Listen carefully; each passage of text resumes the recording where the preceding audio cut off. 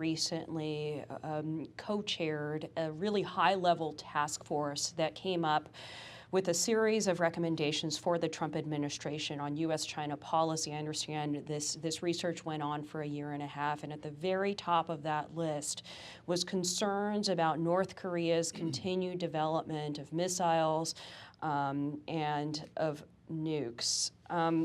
Why do you think, first of all, has U.S. policy failed so far in containing North Korea's ambitions in these areas?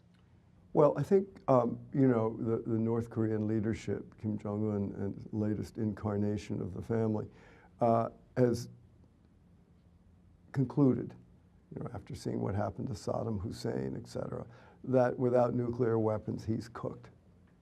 So that's his last flight out. So he's not going to let them go easily. Now, can you squeeze him? Can you strangle him and get him to finally yield the way the Iranians did? Possibly. But the only conceivable way to do that is if you have the Chinese on board wholeheartedly. And are they? No, they're not. Why not? They're not on board because they view what's across the Yalu River as a significant national interest, and they would rather have a strange, autocratic, and unpredictable client state than an allied partner to the United States across the river. So, I mean, you know, it's not completely possible to logically describe why they wouldn't want to ally with the United States. But I think more and more they're getting impatient with North Korea. So I think there actually is a possibility, and Donald Trump may ultimately be able to make a deal, that the U.S. and China could get together for one last push to put the screws on North Korea and cut off, I mean, most of China's, North Korea's trade goes through China. Trading companies, banks, airline, communications. If China really squeezed the North, I think it's possible that they could bring them to heel. Not certain, though. So that's the last best hope. Now, it's somewhat remote, I have to say, but it's certainly worth a try.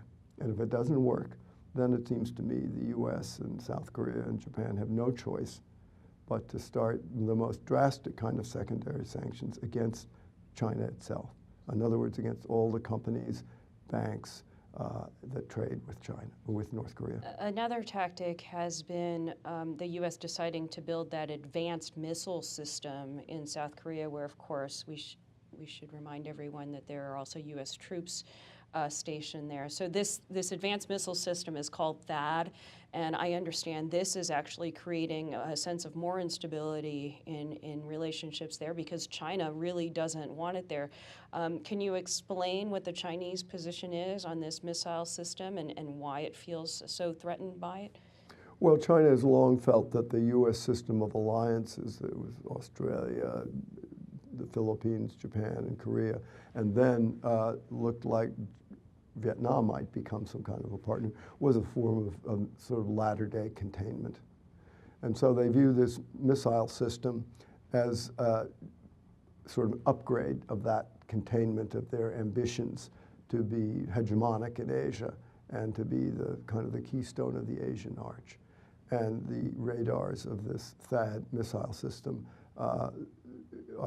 they view as unnecessarily intrusive into North China to view what's going on in there as well as in North Korea.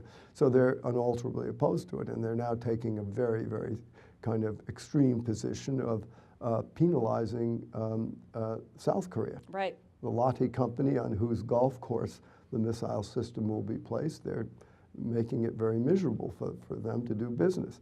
So this is to say that China is demonstrating it's willing to be punitive to people that don't do its bidding.